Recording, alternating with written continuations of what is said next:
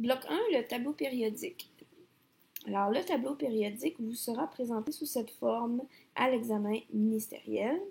Ce qui est important de connaître sur le tableau, en premier, ce sont les grandes divisions. Vous avez à gauche du tableau les métaux. Notez que complètement à gauche, l'hydrogène n'est pas dans les métaux parce que c'est un non-métal. Donc, les non-métaux sont complètement à droite dans le tableau, à l'exception de l'hydrogène qui est en haut à gauche. Vous avez ensuite les métalloïdes qui sont le long de l'escalier entre les métaux et les non-métaux.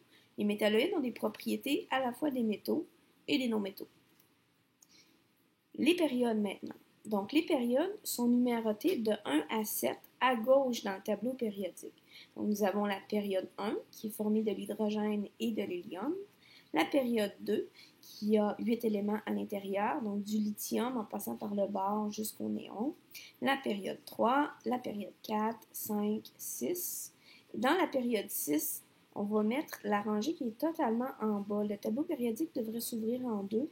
On ne vous posera jamais des questions sur les lanthanides, c'est plus une question de culture personnelle. On n'ira jamais dans cette partie du tableau périodique. Et la période 7, même principe, les actinides font partie de la période 7. Très important, le numéro de la période nous indique le nombre de couches électroniques des atomes dans cette période. On doit s'y référer quand on va faire, par exemple, l'illustration par Rutherford-Bohr des différents éléments. On va y revenir dans le deuxième bloc. Vous avez ensuite la grande division des familles. Donc, les familles sont illustrées avec le numéro en haut de la famille. On peut la nommer avec les chiffres romains.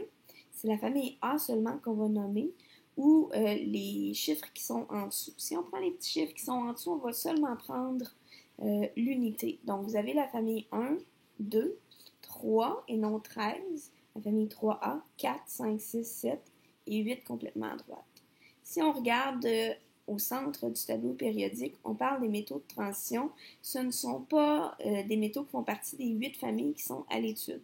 On ne vous posera donc jamais des questions sur les propriétés de ces métaux. Première famille qui est importante à connaître, vous devez connaître son nom, les alcalins, c'est la famille 1, et connaître leurs propriétés communes. Donc, ils ont un électron de valence, c'est-à-dire un électron sur leur dernière couche. Ils sont extrêmement réactifs dû à ce seul électron de valence. Ce sont des métaux qui sont mous et très brillants. On peut les couper avec un couteau à beurre normalement. Et ils forment des sels lorsqu'ils sont liés chimiquement à des non-métaux. La deuxième famille qu'il faut connaître, c'est la famille des alcalino-terreux, la famille 2, qui commence avec le beryllium. Les alcalino-terreux ont 2 électrons de valence. Leurs caractéristiques sont très, très semblables à celles des alcalins, donc ils sont très réactifs, mais un peu moins que les alcalins. Ce sont aussi des métaux mous et brillants, mais un peu moins mous et un peu moins brillants que les alcalins. Et également, ils vont former des sels lorsqu'ils vont être liés chimiquement à des non-métaux. Nous avons la famille 3 qui n'a pas de nom particulier. On nomme ces familles avec le premier élément en haut de la famille. Donc, la famille 3, c'est la famille du brome. Vous avez ensuite les familles 3 à 6 qu'on va nommer donc du carbone, de l'azote et de l'oxygène avec le premier élément qui est en haut. La famille des halogènes maintenant qui est à connaître son nom, c'est la famille 7 parce qu'elle a 7 électrons de valence sur sa dernière couche. Ce sont des non-métaux qui sont très réactifs. Ils vont se lier très facilement avec tous les autres éléments du tableau périodique ou presque. Et ce sont des antibactériens et fongicides. C'est important à savoir, on va vous poser des questions parfois là-dessus à l'examen ministériel. Donc, ça tue les bactéries, entre autres, le chlore, et c'est pour ça qu'on va le mettre dans l'eau du robinet pour tuer les bactéries. Le fluor aussi va être utilisé au niveau des dents pour aider à réduire la carie.